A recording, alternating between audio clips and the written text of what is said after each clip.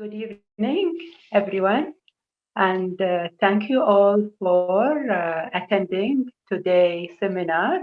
Our special seminar today, Facing Life Challenges with Ease, with our special speaker, Elizabeth Padilla from San Francisco, California. So first of all, I want to thank Harmony House Meditation Center in Kuwait for organizing today's event with coordination with Bahrain Meditation Center. Thank you so much, Dr. Awatif, for translating today's event in Arabic. And also, I want to thank all Turkey participants because just now I know there is a lot of Turkey participants from Turkey. So thank you so much for your attendance. So first, let me introduce myself. I am your presenter today. My name is Khalid Isa from Kuwait. I am practicing meditation, Raja Yoga meditation with Harmony House Meditation Center for the past 5 to 6 years. And I really benefited a lot in my day-to-day life regarding all their methods, techniques that helped me. Like today, our topic, facing life challenges with ease. I learned a lot how to make things very simple and things like a mountain. I can make them like a cotton wool, very small, or a mustard seed. And I also learned that everything happened, every challenge, like for my benefit and for my growth and to make me more powerful and strong. So yeah, let me start to introduce our special speaker, Elizabeth Padilla. She's not just a speaker, she really is an angel. And thank you so much, Elizabeth, for joining us. So I will give a brief introduction about our speaker. She's a meditation teacher and practitioner over 30 years with Raja Yoga. She lives in Unubuti Meditation Retreat Center in San Francisco, California. She managed a lot of program, retreat, activity, and held self-staff position at San Francisco Interfaith Council and served in the board of the Marine Interfaith Council. She trained as a facilitator in appreciative inquiring method and self-managing leadership. She designed and facilitates retreats, seminars, workshops for personal development. She also leads BK Environmental Initiative in US. She has been facilitating and promoting the Pachamama Alliances, and really it's very famous workshop. It's called Awakening the Dreamer. And also, this is very interesting, she's a gifted actor and a singer, trained in American Conservatory Theater, and is currently touring with one woman performance called Songs of My Soul. And recently she has produced a CD called In a Simple Way. So we wish to hear some songs maybe at the end from our angel Elizabeth. And really her song is very peaceful and touches the heart, a lot of peace, love, powerful, and belonging. And yes, if you want to ask any question, you can feel free to write them in the chat box. And yes, Elizabeth, you can feel free to start. Thank you so much. Thank you, Khalid. That was such a beautiful introduction. I feel very welcomed. I'm very pleased and happy to be amongst all of you. I really have good experiences in visiting the Middle East, and I feel that it has a big heart. It's a very compassionate, big-hearted place. So I can't think of a better topic to share with you, heart to heart, is on facing life challenges with ease. Also want to thank Sister Aruna and the Harmony House team, Pavitra, and all for making this happen. I'm really pleased to be with you all. it's interesting. I actually left the theater professionally many decades ago, but I continue to use my practice in more creative ways, in a spiritual way. And this has brought my life a lot of ease. I feel more authentic, but also what comes with that. Perhaps you've noticed when you sit quietly and meditate, you get to know yourself more, and you get to know your triggers, your pluses and minuses, which I mean the positive points and negative points of our habits. And I really like this topic. I really embrace this topic of ease. And I asked myself, why is it when we look back at our life challenges? Have you thought of this? When you look back on your life, even think a moment for any challenges that you've gone through so far. And so why is it that when we look back, we actually are grateful for those challenges? We can even say to ourselves, I wouldn't be here right now if it weren't for those challenges. I wouldn't be doing what I'm doing. I wouldn't have developed personally or even skillfully without those challenges. So I thought to myself, why is it that I have to look back on a situation to enjoy the benefits? And also even laugh sometimes, the humor of it all.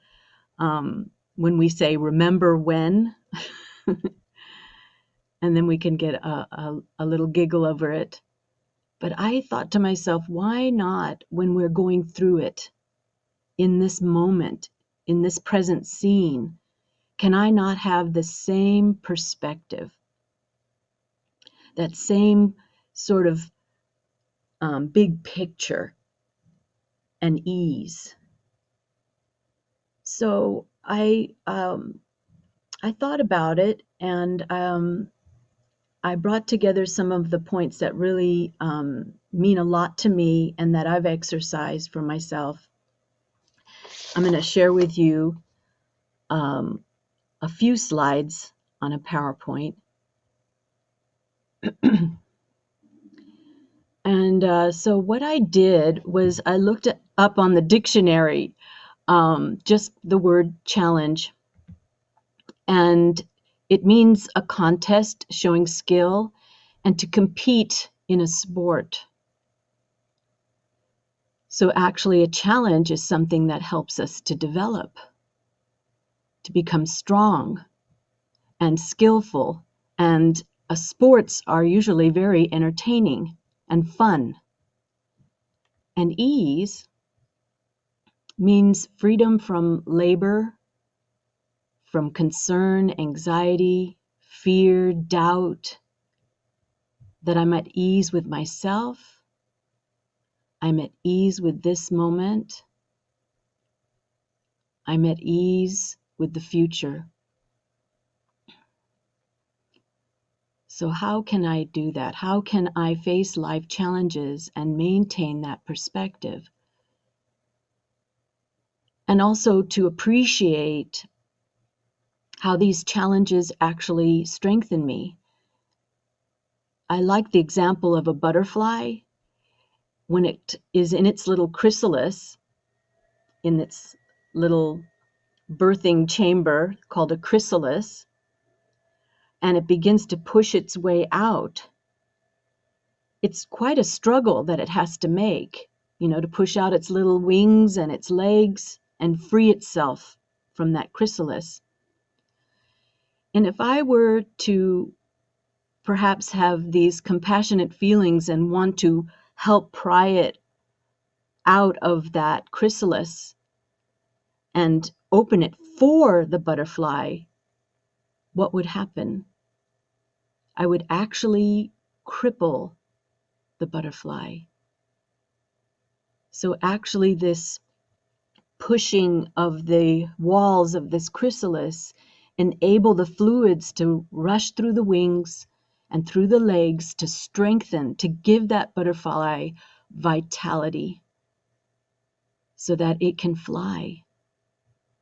So if you could imagine for yourself that everything that's happening to me right now and has happened and will happen is happening for me.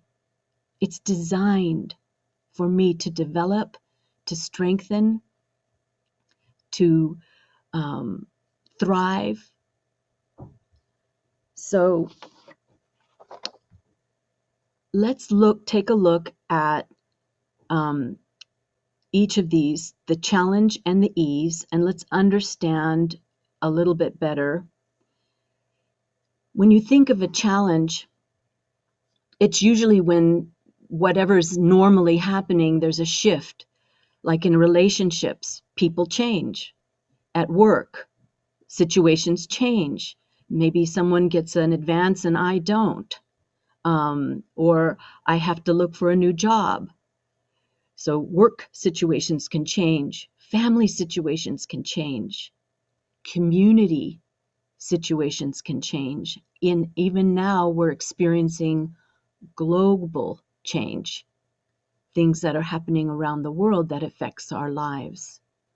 So the challenge is what I call in the changes.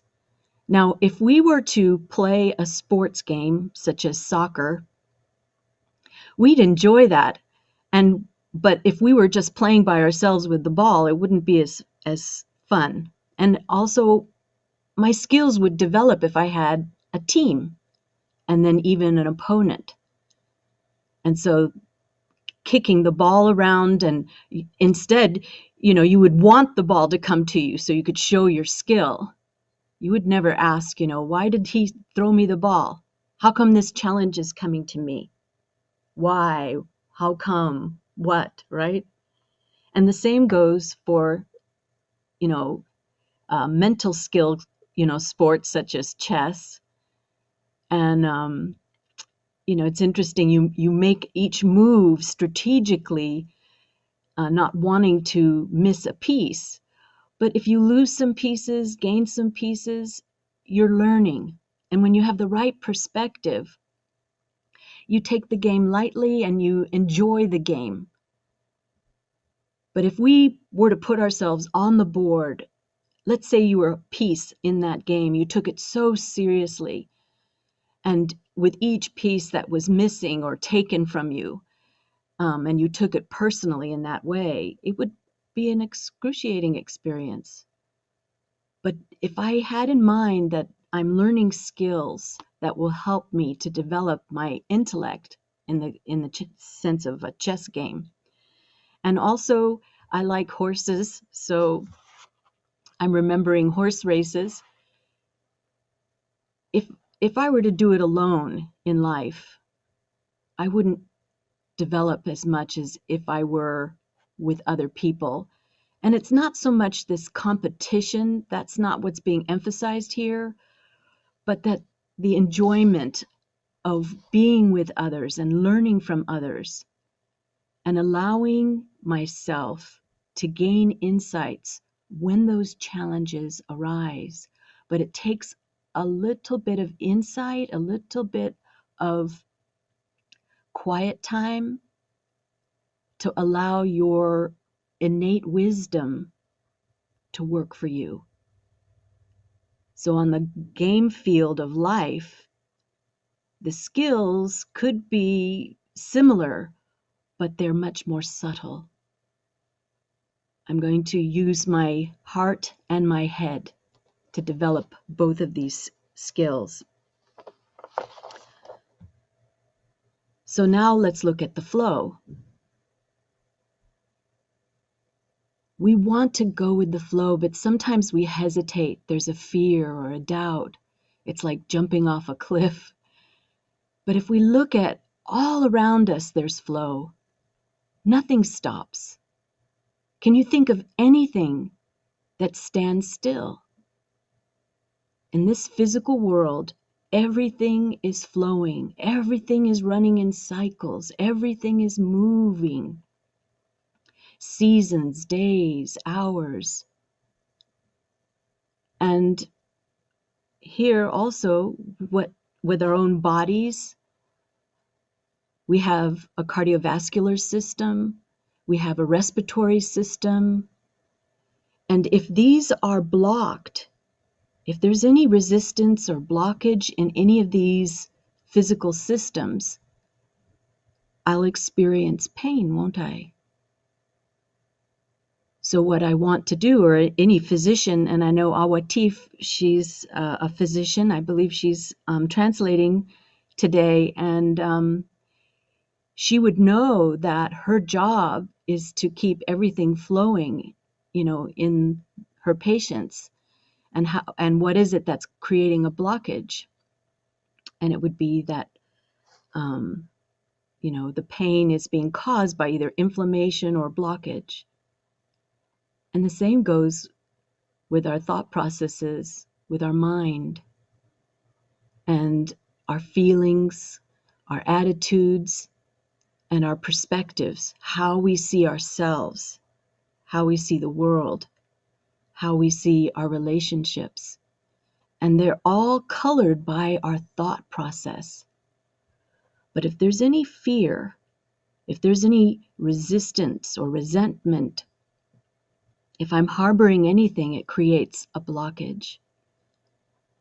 And so this would be what we would come to know in our quiet time, to think about things and what is it that will help flow in our thoughts, feelings, and our perspectives. And now we come to a more subtle aspect. And so the soul is that spiritual presence. And this spiritual presence is unlimited. It's what connects you and I as a global family, a family of souls. And our heart beats to these experiences of love, joy, peace, truth, wisdom, clarity, innocence. We all value these qualities because we actually, as a soul, are those qualities. Now, on this level, what would block us is this resistance to change. And this is what happens. We will have this, tug of war, or this push and pull, where we resist change, when actually the first step is to accept and allow. And this is an old adage, what I resist will persist, what I fight, I strengthen, and what I go against, I become. That's a tough one, I know, but it's so true. When you think about things that, even you advocate for or you go against, I have to be very careful that I don't take on those same qualities. I have a little example. When you resist or something, you would say, oh, I can't deal with this. I can't stand people who have ego. And if you fight, and you question that person's integrity and say, you have so much ego, what would happen? They would defend themselves, and then you would prove your point, and it would escalate, right? You would just strengthen that blockage. And when you go against and you try to advocate against that person who has ego, did you see how much ego they have? What happens to your face when you're describing someone who has a lot of ego or anger? Or perhaps someone is needy. And you can even think in history, famous people who've advocated against something, and then their regime morphed into the very thing that they were against. So to kind of look at that it's there. The game is there, the players are there, and how can I begin to develop my skill with ease and flow? And actually, that's the combination, to accept the challenge, but how to embrace it with a perspective, a proper perspective. And I would say there is a process of acceptance, but let's look at all the players on the game field. Oh, before I do that, I want to share one little story that illustrates this resistance and blockage. And you may have heard this story. It's about a king who asked his men to put a huge boulder in front of the main gate to the kingdom. And in order to get around it, you had to slide around to get to the main entrance. But the king had his men place it right there, and the king hid himself in the bushes because he wanted to see what his kingdom was made of. He wanted to see the integrity of his kingdom. And so he waited, and he saw some of his courtiers and advisors walk along the path, and they see this big boulder, and they go, "Oh God, is this big boulder still here?" And they complained about the king and how he doesn't do anything. And the king heard this, and he was shocked. "Oh, wow, this is how my people think of me." He goes, "Will anyone in my kingdom have any care in the world to move this boulder so that others can pass? Does anyone have integrity?" And then this peasant comes with his sheep and some vegetables. He has a load of vegetables, and he sees this big boulder here, and he's thinking, "Wow, this big boulder's here in the way, and it really shouldn't be in the way of the king, and of everyone. This really doesn't serve the kingdom." And he tried to push it and move it off the path, and he couldn't do it. So he tried to get some help, and he went to some of his peasant friends, and he asked some of the guards, and no one would help him. And so he thought of a way of creating a fulcrum with his staff and another rock, and he could shimmy the stone and roll it off the road. And underneath that rock was a purse full of gold and a little note in it. And it was from the king. And he said that if anyone moves this stone, this gold is yours. And of course, he was greeted by the king and embraced by the king and had a high standing in his eyes. And this story is actually about the self and our conscience. And that the king is that master in ourselves. And am I able to follow through?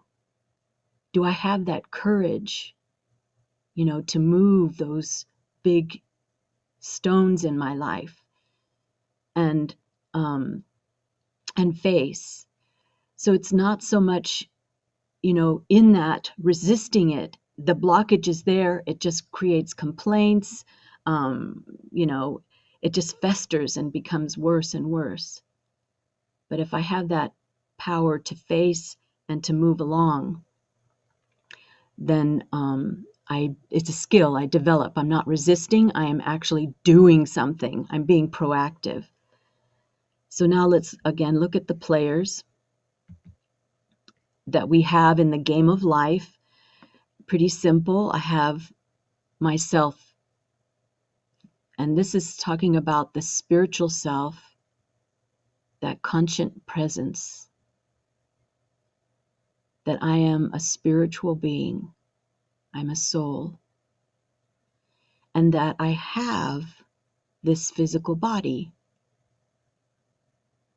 And I'm born into relationships. I'm born into this country or wherever I live in the community.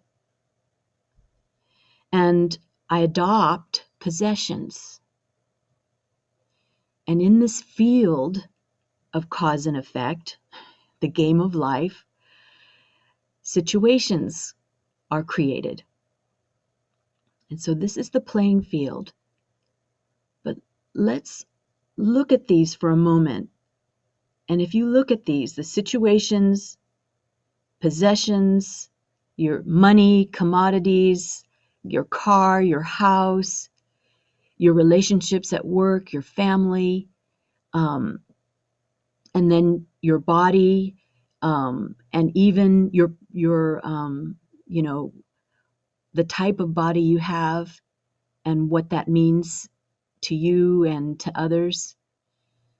And then when you come down to the self is eternal. The soul is forever.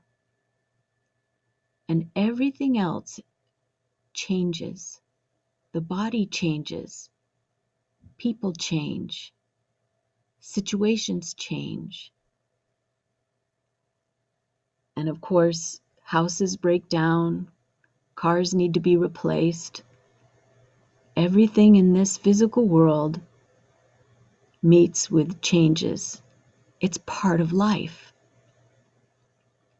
But the constant is this aspect that we call the soul. And so the body is made of elements, and of course the body will crave these elements. It needs the minerals and proteins and water. Everything that it's made of, the body will crave that to sustain it. So what is the soul made of? What is it that the soul, that poets write about? And that is the love, bliss, the innocence, the peace, and the power of wisdom. This is what the soul ponders whilst being in this physical world. And we want to get to know ourselves more. And meditation, reflection, quiet time, and prayer, these all help me to develop that aspect of myself. Actually, it is myself. And all these are on a continuum. All these qualities are eternal qualities. They survive any kind of cycles in time, in history, in workplace. We come back. That integrity of the spirit returns. And so to just know these players, that there are these aspects that are changing, but there is a stabilizing factor, and it's connected with the flow. You would not think what's stabilizing is what's a flow. It's what is. It's alive. Think of it, I am peace. I am love. I am joy. And I'm here to express that in the world and then reciprocate that and receive that. But to know that there are changes and they're there to help me to be more skillful, to be stronger, to strengthen myself.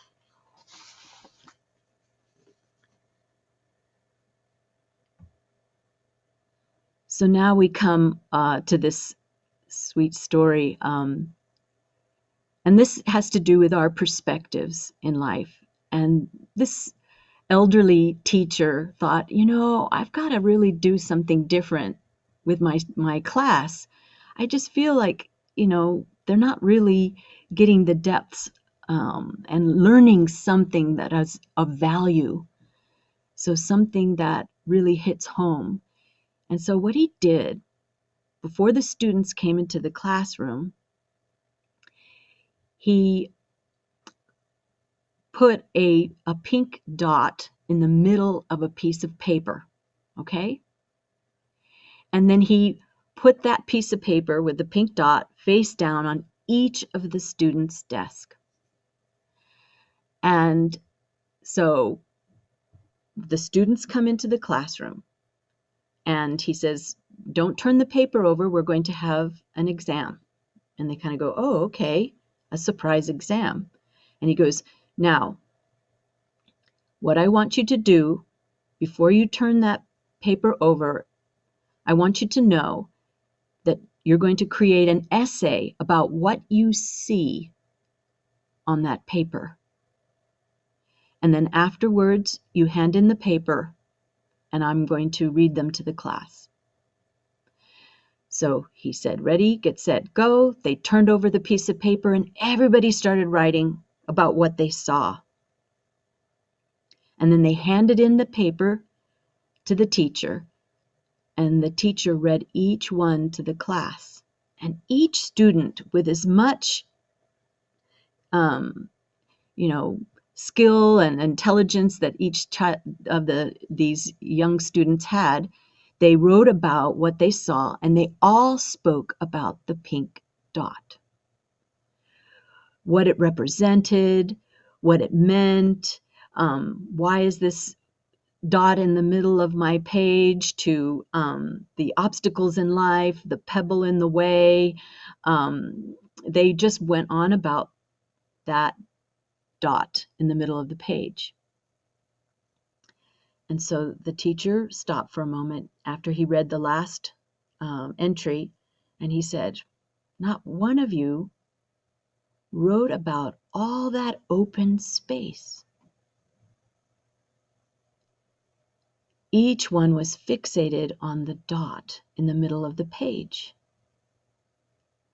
And it's like that in life, isn't it? If you were to present a project or at work, or sing a song in front of some friends, and they all gave you a compliment except for one person gave you a criticism, which of the 20 comments would you remember? The 19 compliments or the one criticism?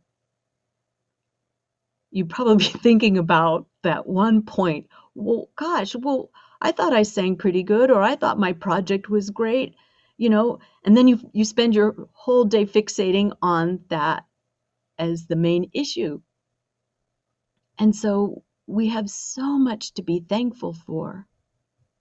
And the teacher explained this to the students, hoping that, the message would come across that you have your whole life in front of you. There's so much to be grateful for, so much that's available to us right now that we have. We have so much. Yet we focus on these small issues, these things that come up. And of course, as time passes, we'll get the proper perspective. But in the moment, how can I develop that skill? Will I really see how much opportunity is there before me? How much open space is around me? How much I have? And even how much I have as a person, as an individual, not just on a physical level.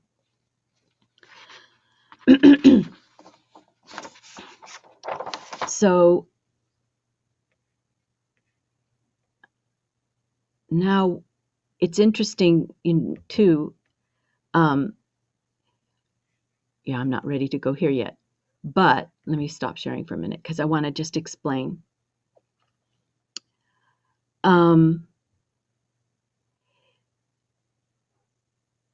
I think what it is that we get, or I do anyway, fixated on wanting to change the other person.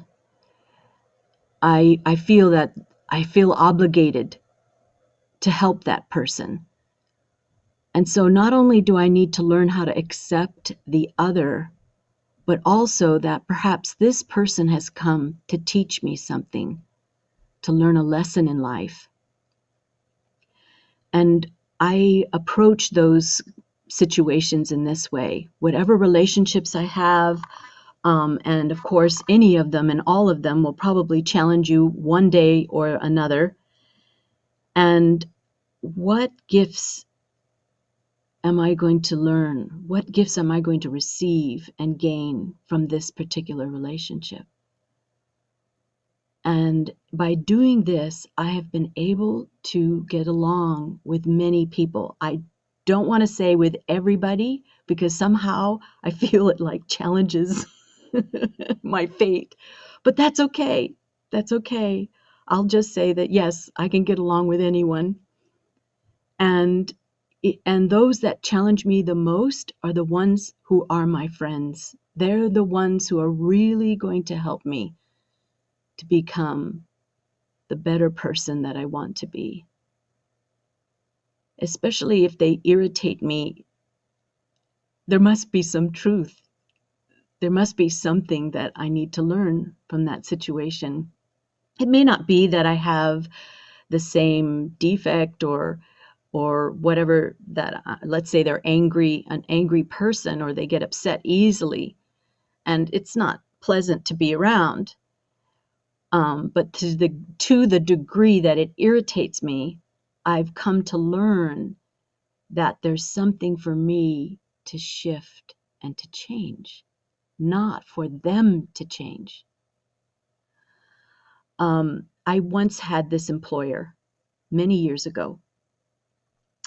I worked for this doctor, and he was, like head of his expertise, and he would speak around the world about, his expertise in what he did.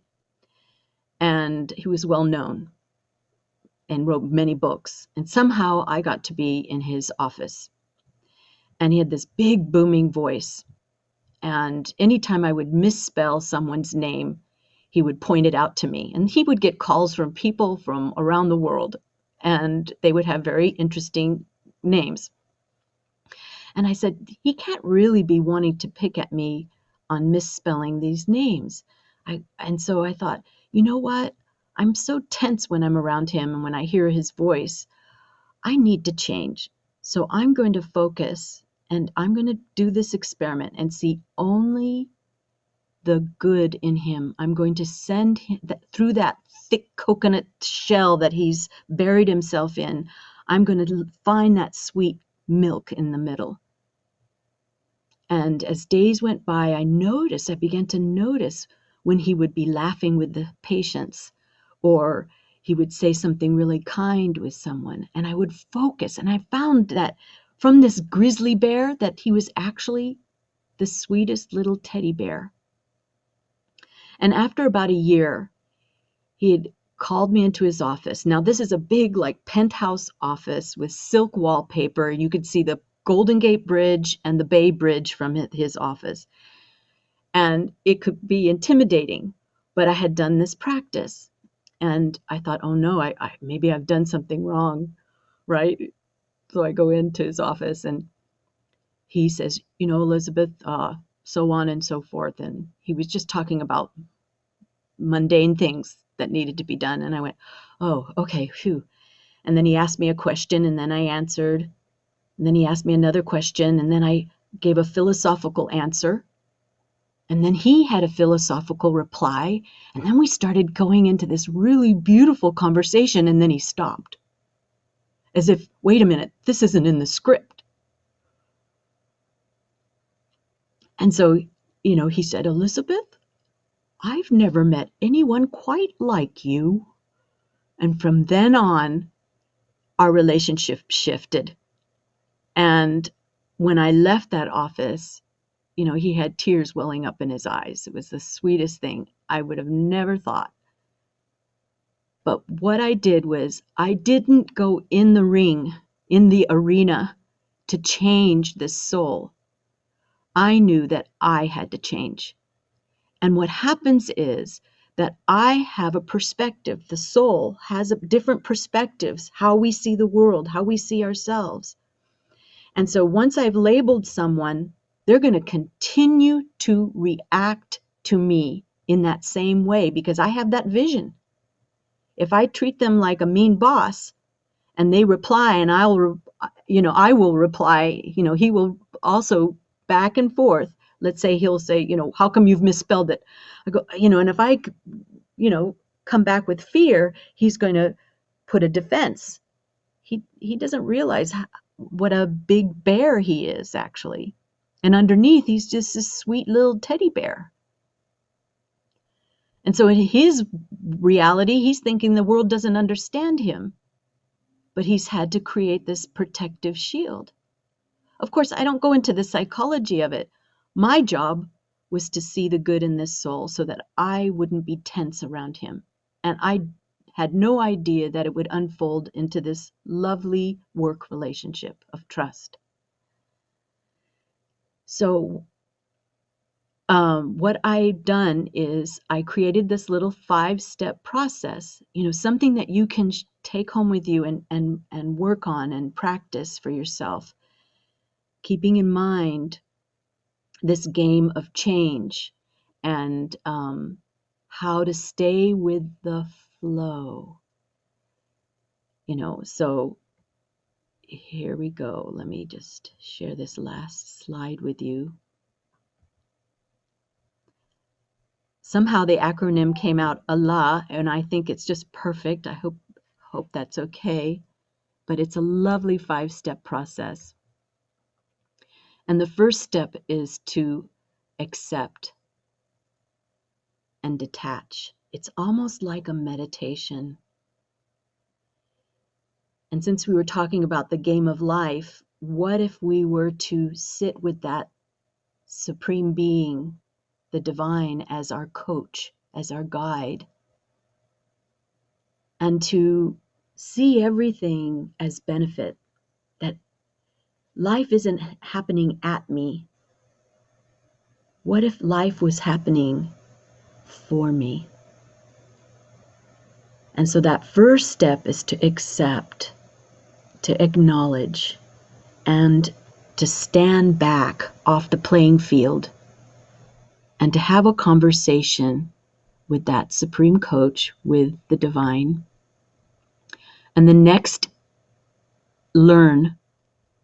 begin to ask questions, have a conversation with yourself or with this divine presence, which is actually upping, your level of integrity, your that higher vibrational frequency, that value of whatever it is that I might be looking at or learning with it. It becomes like a glass mirror when I allow that divine company in my thoughts and detach from a situation that might be happening for me. You can even think of one that's happening for you right now. What is it that I want to learn about myself, about the situation or the other? But it really comes down to, what is it that I need? And discern what that is. And it helps to even ask that question, what does this person need? Like in this sense of Dr. Cohen, and he felt vulnerable, so he had to create this wall. And everybody just needs that respect and love. And so to keep that in mind, that everybody is made of love, bliss, purity, peace, and wisdom. And if I acknowledge that in the other person and I maintain that vision, they may feel safe enough to meet you there. And also I will develop that in myself. And so I like this next step all onto its own, love. And this to me is the baseline for flow, because it means that it's like compassion on a really spiritual level, that sending good wishes to people that disturb me, that's quite a challenge. And I can say, even for myself, it's still a challenge, but the benefits from that are awesome. It's as if, like being the butterfly, by pushing against that prejudice that I thought was protecting me from that person, but actually it becomes a crippling factor. And by sending good wishes and knowing that they're playing their part according to their perspective, and whatever wounds or whatever issues that they're in their game of life that they're challenged with, but let me invest in their goodness. Let me see their divine qualities, those eternal constants that are within the other. And you will see that your relationship with that person will improve, or at least, if anything, I will maintain integrity to my innate qualities. I will remain loveful, peaceful, and joyful. And of course, take the leap. We often think that the love is from outside of us, that, that it's, that it's what you're supposed to give me, or what the world is supposed to give me happiness. But on this journey, I realized that these are qualities that I already have. And if I want abundance, then I need to allow those qualities to flow, to love anyway, to give regard anyway, and to appreciate and have gratitude for all that open space. And of course, I have no choice but to evolve, because that frequency, that the thought patterns will be of a higher quality, which makes for an easier way of keeping that company of the divine. So having that supreme coach with me in the game of life, and of course the fruit of that, the treasures, there's your harvest. And even yesterday I had a challenge, and it was almost ironic.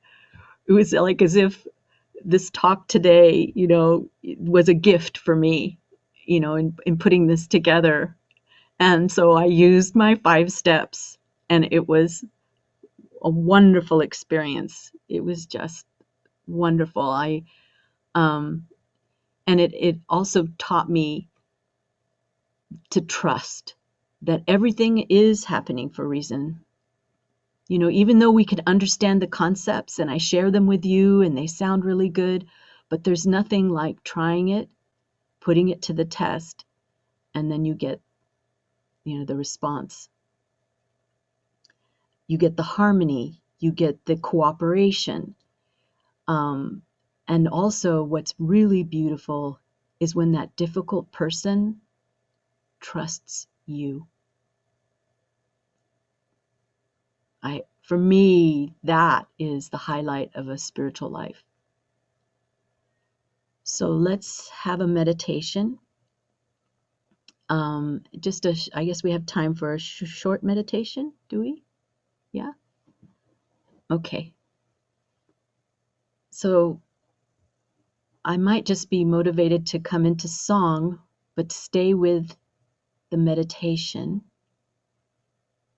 Stay with that experience of being a soul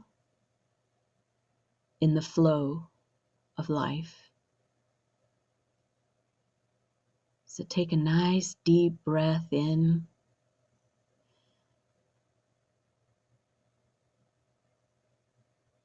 And just accept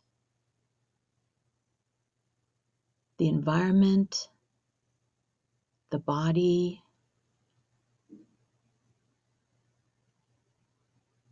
let go of any tension, whether it's physical or mental. Just totally relax.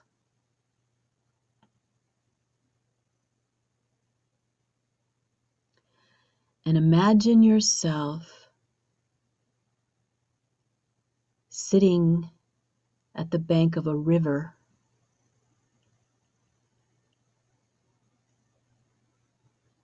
It's a warm day, and there's a cool breeze. and you're enjoying this flow of water. You can smell the earth, and you love the sound of the water as it gently drifts by.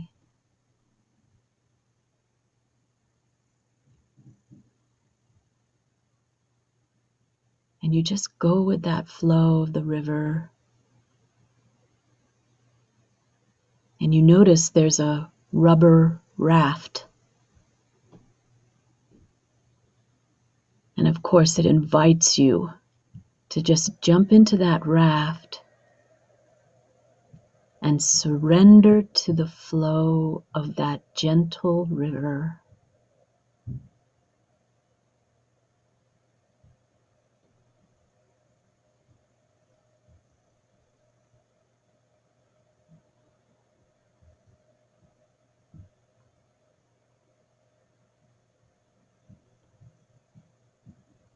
I trust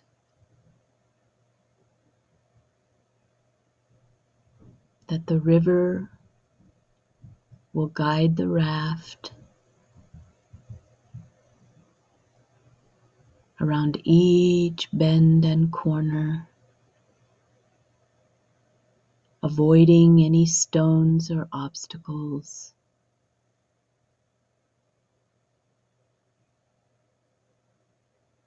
And I lean back on that raft, resting my head on the edge of the raft.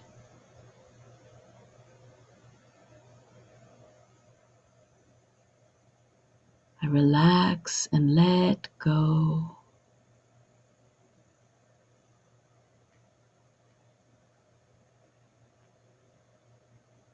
And the raft passes under a grove of trees.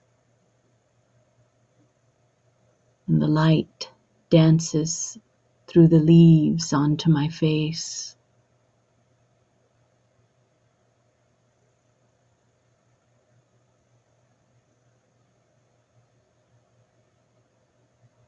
And then soon,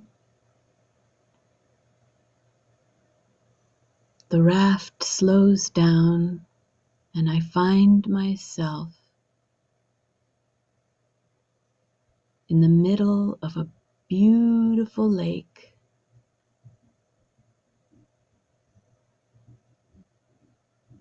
A whole view, a whole vista opens up for me. And I see trees and mountains. I see the beauty that's around me. And I take a look over the edge of the lake. And the lake is totally still.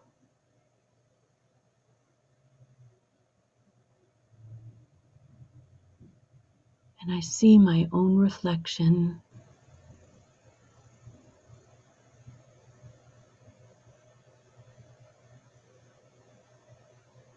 My eyes are filled with kindness and compassion.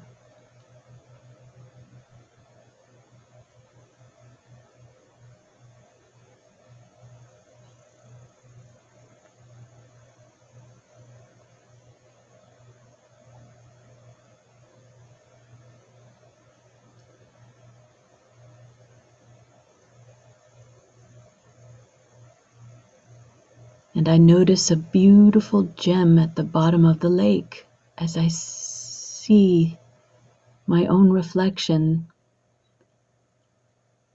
I take notice of something at the bottom of the lake that's reflecting the light of the sun. And if by magic I stretch my arm out to reach that precious stone, and I grab hold of this stone, and as I begin to emerge it from the water, the whole lake lights up in brilliant colors, where there are many other precious stones. And I emerge the stone, and the atmosphere is filled with light.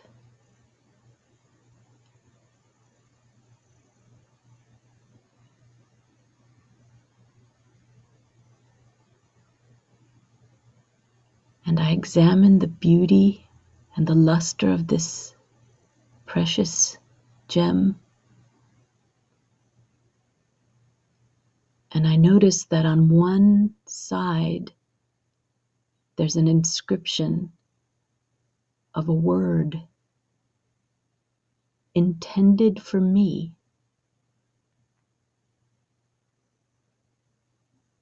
What does that stone say?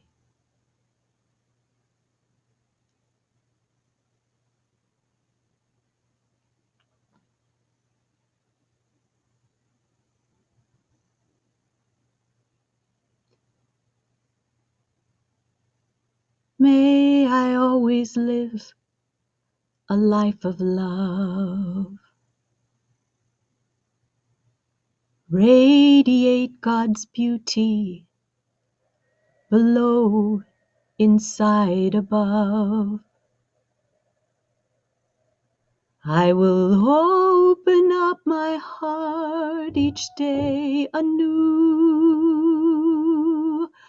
for the love of family, love of life, and the love of you.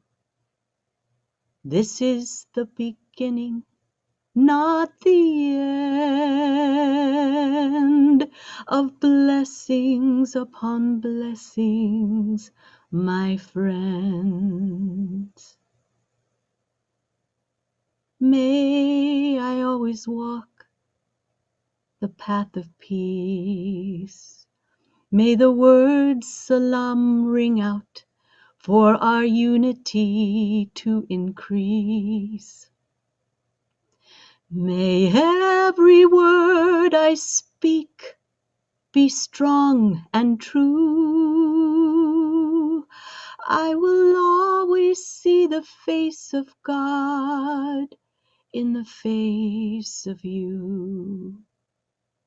This is the beginning, not the end, of blessings upon blessings, my friends. And now you are committed to service. You can change the world through your two hands, with your heart and soul. Yes, you understand. May we always shine our inner light with the colors of the rainbow rising up to brilliant white. And no matter where our choices lead us to, there will always be a place inside our hearts for you. This is the beginning, not the end, of blessings upon blessings, my friends. And now we are committed to service. We can change the world through heart to hands, with our heart and soul. Yes, we understand. When I think of mountains caressed by oceans blue, I will see the sacred highland as a part of me and you. And like the stars that warm the darkest night, We will always fill our world with our love, our life, our light. This is the beginning, not the end, of blessings upon blessings, blessings upon blessings, blessings upon blessings, my friends.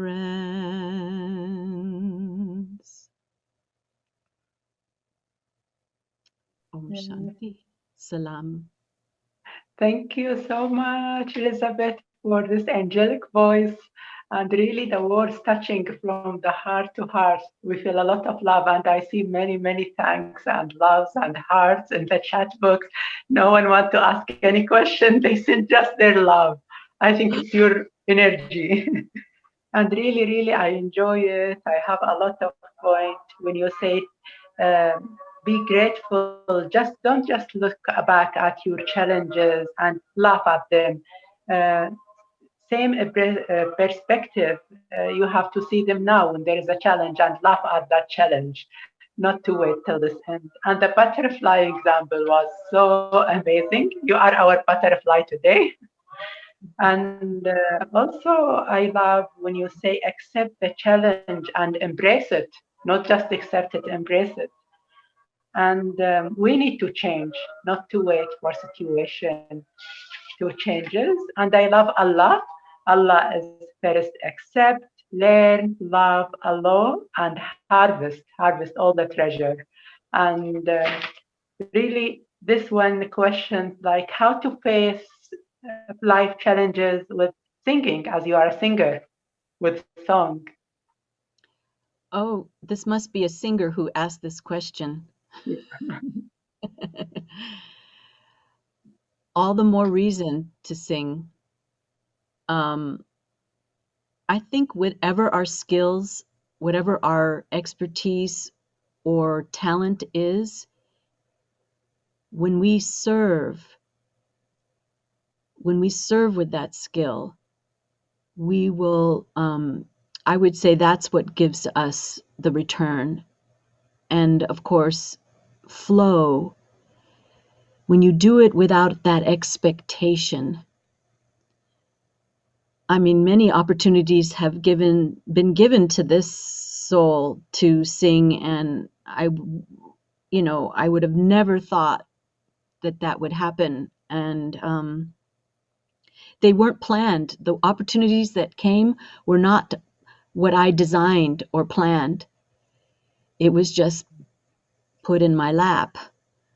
I know when I made that decision to leave the theater, and it wasn't, I just made that decision that it just, the way that the theater life is just did not resonate with me.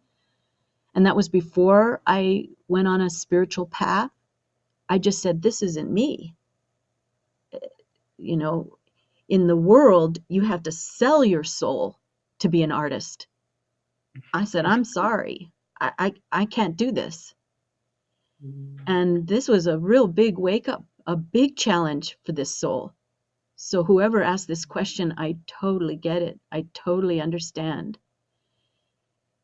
But just know that if it feels chaotic, just know that something is being born, something new and exciting. And just to listen, nurture it like a newborn, and it will come to you. And just let it flow. Continue to sing, to whatever your art form is or skill set is, to use it to serve, and you will get the return on that. And So I hope. Yeah, thank you for this really very clear answer. And there is another question when you say to face the life challenge with head and heart.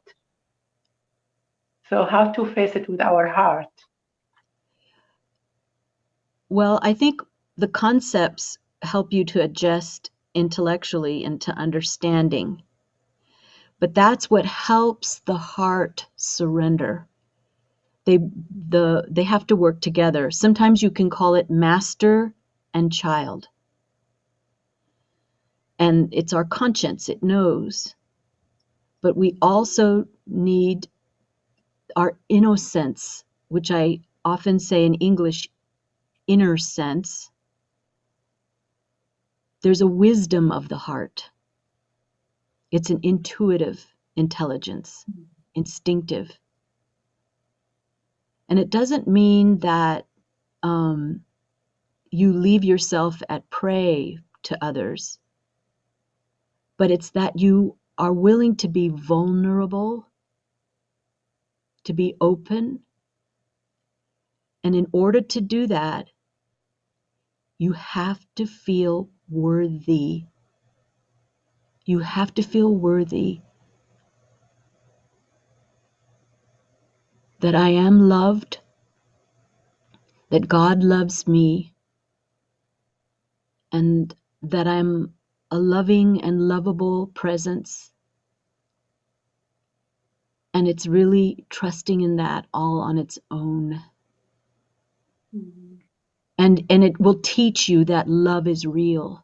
It will teach you that it's an eternal, innate quality, and it's powerful. It moves mountains, right? And also we have this last question from Samir. He said there are people who are selfish and bad and greedy. How can you love them and greet them? It's really for my benefit.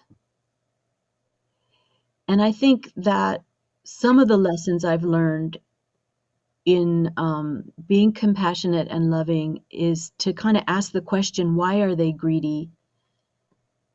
And why are they making the choices? And it's not so much an open why, like, how crazy is this? It's more of, what is it that they really need? They really need security and love. Usually greediness, I find, when people measure their worth by how much they have, it's really lonely because it's never satisfied. And so that I will envision that person in this light of love, that they are loved, that they are safe, that they are in a really safe place. They're surrounded by God's light. And to see them that way, to see them how God would see them, that's even interesting perspective to play with. I will find I'll be much easier. And no matter what their symptoms, just look at, if you were a doctor and someone had these symptoms of greed and anger, I don't want to catch the disease, right? So I need to remain loving. That's my protection.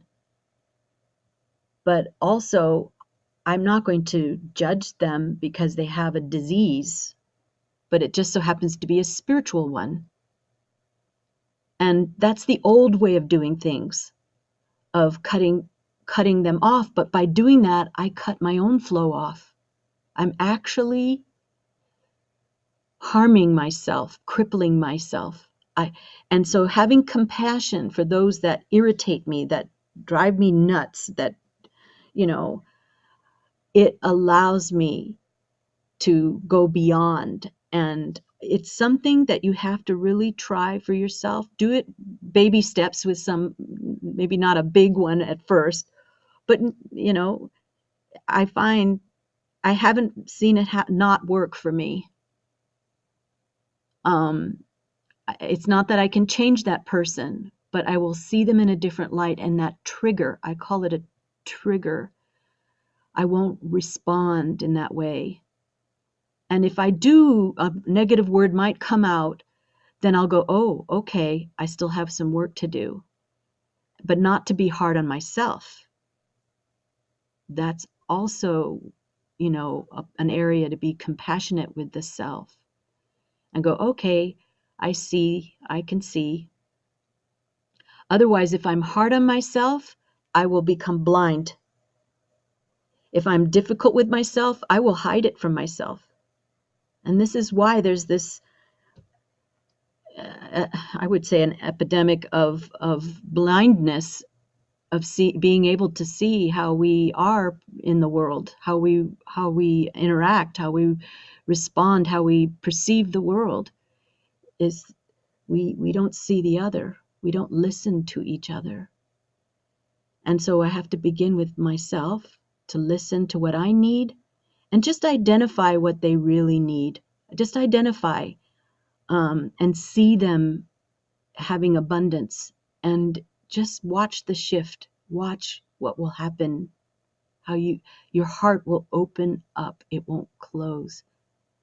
And your protection is that trust and faith with the flow of life, that abundance of life.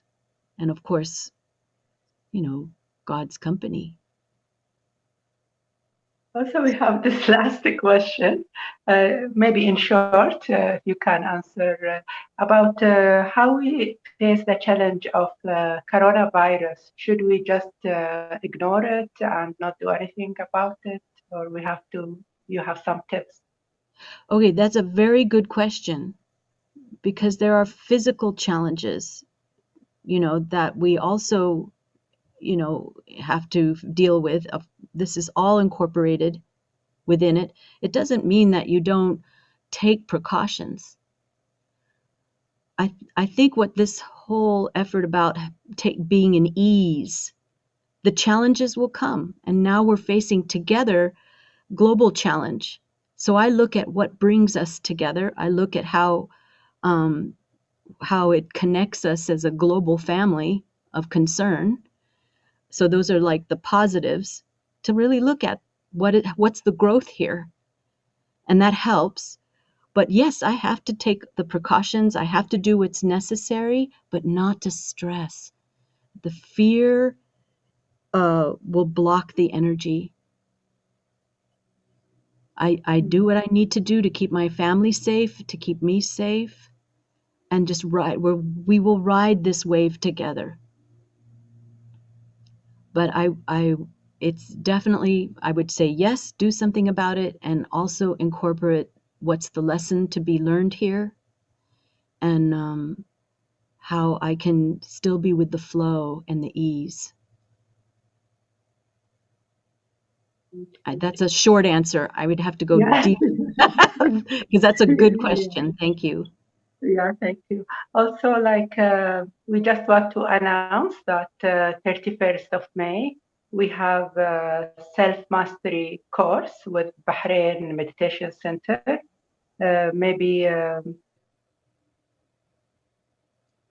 Yes, this is in Arabic. It will be in Arabic, starting from 31st of May.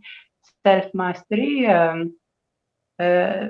I benefited a lot from this course, so please, if anyone feels to register, it's a free course, and you can visit the website in the screen. Yes, thank you. And yes, Elizabeth, thank you so much for your today jewels of knowledge. We love them so much, and for the song you think it really touched my heart and make my mind dances. And thank you so much. And it's really very nice seminar and event. We really enjoy it. Thank you so much. And thank for everyone and from Turkey, Bahrain, Kuwait, and all Middle East. Thank you so much. Thank you, Khalid and Harmony House. Thank you. Yes, have a good night. Bye-bye. Good night.